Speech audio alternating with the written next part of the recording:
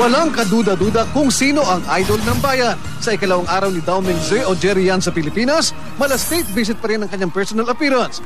Para sa bench sa Le Pavilion, Rojas Boulevard, 80 security guards ang ginamit. Binarikadahan pati entablado para di maulit ang gulo sa Malacanang kahapon. Kahit malapit lang ang press conference sa kanyang tinutuluyang hotel, kailangan pa rin ihatid at sunduin ng chopper si Jerry. Tipong mahiyain ang 26 anyos na 5'10 Taiwanese idol, pero damang-dama ang kanyang karisma sa fans.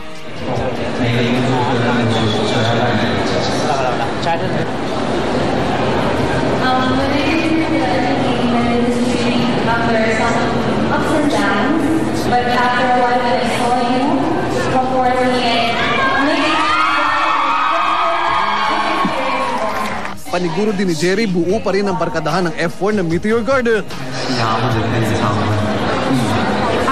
I've answered this question so many times and I don't think F4 has this plan. But we have different things to do. Nakakagulat ang pagsamba kay Dao Mingzi ng mga fans. Lahat nakikipagsiksikan. Ang iba'y may dala pang regalo, tulad ng pinaghirapang crochet na ito ng kanyang mukha. Natupad din ang giling ng disabled na ito na napolyo mula pagkabata. Love you, Jerry. 14 million pesos umano ang kontrata ni Jerry sa bench. Produktong Pinoy na matagal na daw niyang hinahangaan. Kinilig ang fans nang sabihin niyang pwede rin siyang mag-underwear model.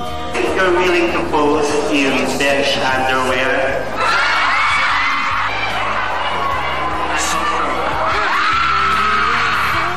Nakatakdang bumalik si Jerry sa Taiwan ngayong weekend, pero babalik siya kaagad para sa star-studded Happy 50 TV concert ng ABS-CBN.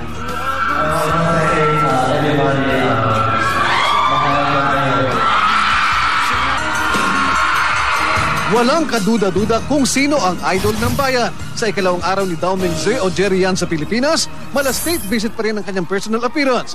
Para sa bench sa Le Pavilion, Rojas Boulevard, 80 security guards ang ginamit. Binarikadahan pati entablado para di maulit ang gulo sa Malacanang kahapon.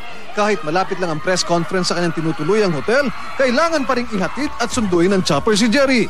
Tipong mahiyain ang 26 anyos na 5'10 Taiwanese idol, pero damang-dama ang kanyang karisma sa fans.